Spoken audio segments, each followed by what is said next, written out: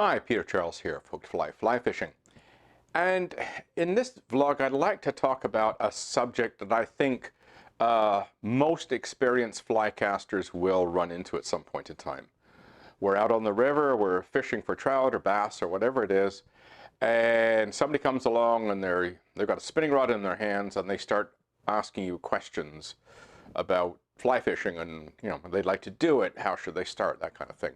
Or it could be somebody who can see that you're quite a good caster and they're not doing so well with their gear, so they start asking you questions.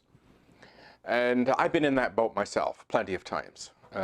Also, another thing, of course, is mustn't forget, there's also online questions. A lot of that stuff. People say, what kind of rod should I buy? What kind of reel should I buy? What kind of line should I buy? All those kinds of questions.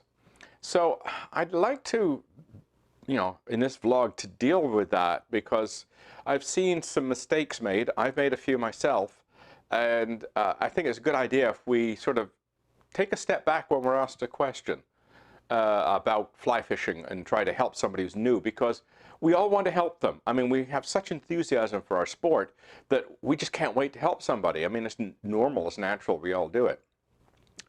So what should we really be doing? Well, my first instincts now is to ask questions.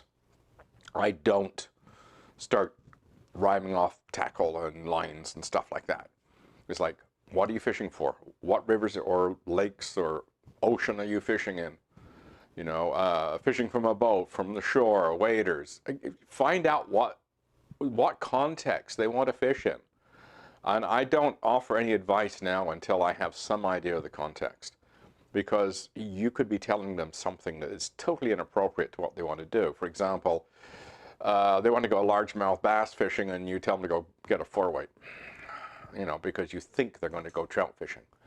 So those are the kinds of things I'm talking about, where ask some questions, find out what it is they're actually interested in, what do they want to do, where's their level of experience, what have they got already. Those sorts of things before you start, plying them with information, because you can easily, go right over their heads with the information if they don't know anything about fly fishing.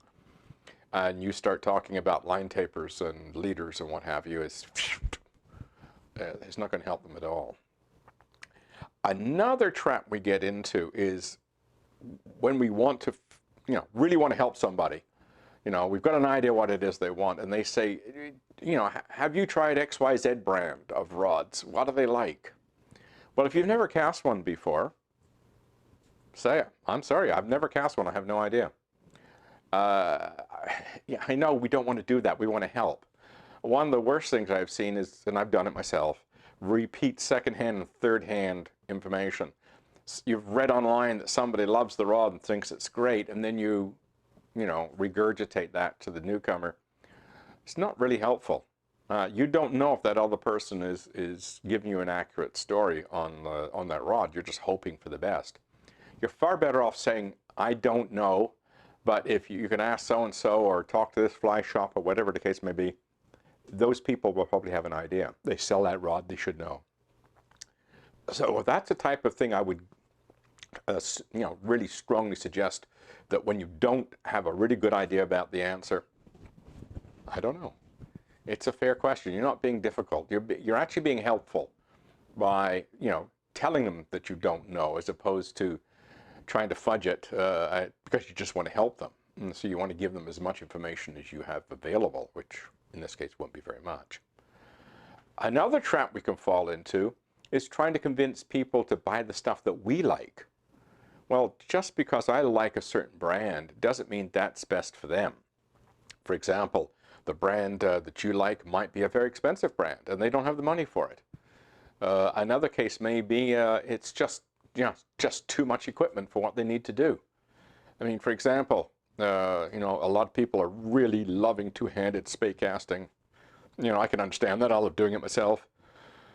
But, if somebody wants to go fishing for steelhead in Brawny Creek here, it flows through Oakville and Burlington, you don't need a two-hander in there. A single-hander will do. So if your beginner wants to go into Brawny Creek, you don't need to be selling them or talking them into a spey rod and all the line system and everything else. They can just go in there with your typical single-hander 7-weight and an ordinary floating line that can catch fish. So, you know, be careful about trying to suggest what you like as opposed to what they need. I think that's a really, really important thing. And also the other thing that goes along with that, and I haven't seen it so much in fishing, but I've seen in other areas where people spend a lot of money on something and it's not turning out all that great for them, but they pump it up and say it's wonderful because it's sort of justifying the money they've sunk into this thing. Especially if you've seen it with cars. So, you know, we all have that natural tendency is we've got to justify it to ourselves first. So if you find yourself describing something that you own and use and you're not crazy about it, be honest, I'm not crazy about it. You know, it's not doing what I want it to do. And the last thing I think is to be honest with ourselves in terms of our level of experience. When somebody's looking for casting help and we're not really a good caster ourselves, I would, you know, put them onto an instructor rather than try to help them. You're doing them a favor by doing that. So if we're not really experienced in something, for example, I fish with conventional tackle, but I'm far from being an expert. So if somebody asks me what's the best bait casting reel for flipping, you know, go ask somebody who knows. I'm not going to try and answer that question. I will direct them to somebody who's knowledgeable on the Shimano staff, and they can answer that question a hell of a lot better than I can. So, you know, when I start getting over my head with, especially in conventional tackle questions, you know, I'm just, you know, yeah, I have an idea, but it's better to direct them to somebody who really knows their stuff. So I guess the bottom line is here, we love our sport. We want to help newcomers get into it. We want them to enjoy the sport the way we enjoy the sport. But we don't do them any favors if we give them incomplete information, or unfortunately sometimes information is just flat out wrong. We're better off saying, I don't know, but here's where you can go to get the answer. I think that's far more useful for most people. And then when you are talking about something you do know something about, just be aware of that trap of getting into trying to convince them to buy what you like as opposed to what is right for them. I say, and the easiest way around that is to just start off by asking questions instead of jumping right in with the answer. You know, ask them what they're going to be fishing for, where they're going to be fishing, how do they like to fish now, what interests them, and then go from there. You'll end up being far more helpful. Even after at the end of all those questions, you say, well, I'm sorry, I don't have any information on that. You've still helped them because you've made them explore that whole process of how am I actually going to go fishing. So when they go into a store, they've got these questions in their mind. They're thinking about it. Now they're focused on it. So give that some thought the next time a newcomer comes up to you and asks you information. We want to help them. We want to encourage people to get into our sport. You know, we want to share our enthusiasm, but try and be as accurate as you can, because then you're being the most helpful. Cheers.